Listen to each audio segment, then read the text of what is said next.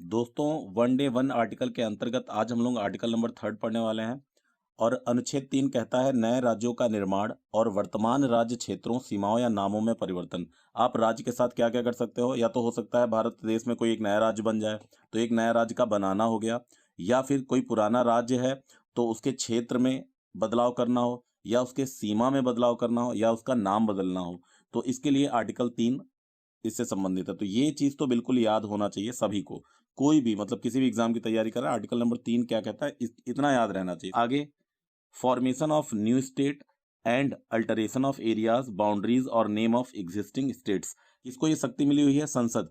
कैसे ये कर सकता है? विधि द्वारा एक कोई एक्ट बना के ये काम कर सकता है।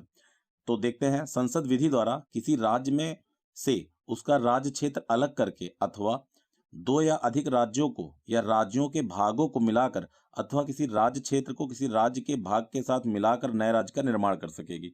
कुल मिला के जितना भी आपको परम्यूटेशन कॉम्बिनेशन लगाना है लगा लो। एक नया राज्य अगर बनाना है तो संसद कैसे करेगी? विधि द्वारा।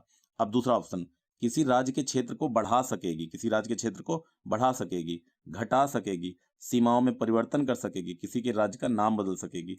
कुल मिला के हमने जो हेडिंग में ऊपर देख लिया है मेन, वही इसमें जो है लिखा हुआ है। ये मूल संविधान में था। पार्लियामेंट में by law form a new state by separation of territory from any state or by uniting two or more states or part of state by the uniting any territory to a part of any state.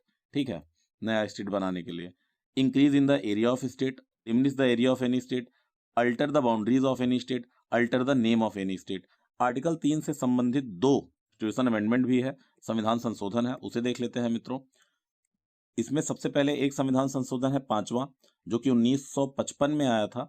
इसके माध्यम से जो राज्य प्रभावित हो रहा है, जैसे मान लो किसी के राज्य के क्षेत्रफल को काट के नया राज्य बनाया जा रहा है, तो उसमें राय मांगने का प्रावधान जोड़ा गया। पहली चीज तो सबसे पहले, राष्ट्रपति की सिफारिश के बिना राज्य के गठन, नाम या सीमा परिवर्तन से जुड़े विधेयक संसद में पेश नहीं किए जा सकते।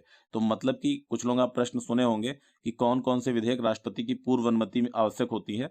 तो इसमें अगर किसी राज्य की सीमा उमा में कोई परिवर्तन करना है तो राष्ट्रपति की पूर्व अनुमति आवश्यक है। दूसरा, राष्ट्रपति प्रभावित होने वाले राज्यों के विधानमंडलों को ऐसे विधेयक भेजकर उन्हें उन पर राय देने के लिए निश्चित समय देंगे। तो दूसरी चीज क्या जोड़ी गई कि भैया जो राज्य प्रभावित हो रहे हैं उनके पास ये एक्ट जाएगा कि भैया आपके राज्य से फला फला जगह काट के एक नया राज्य बनाया जा रहा है, और कहा जाएगा इतने समय के अंदर आप अपनी राय दे दो। आगे बढ़ते हैं, 18वां संविधान संशोधन। 18वां संविधान संशोधन 1966 में हुआ, और ये तब आया जब पंजाब को विभाजित करके हरियाणा और चंडीगढ़ बनाया जा रहा था।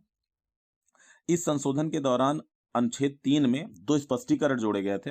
इन स्पष्टीकरण को अगर हम पढ़ें तो यह है कि संसद राज्य गठन की अपनी शक्ति के तहत संघ राज क्षेत्रों का भी निर्माण कर सकेगी। मतलब सिर्फ राज नहीं, यूटी का भी निर्माण कर सकती है। किंतु यदि किसी यूटी का संघ राज क्षेत्र की सीमाओं में परिवर्तन आदि का प्रसंग उपस्थित होता है, आदि का प्रसंग मतलब कोई भी नाम परिवर्तित कर रहे हैं संघ का या कुछ भी, तो राष्ट्रपति पर यह बाध्यता लागू नहीं होगी। उस विधेयक को प्रभावित होने वाले राज्य यूटी की संस्था के पास भेजा जाए।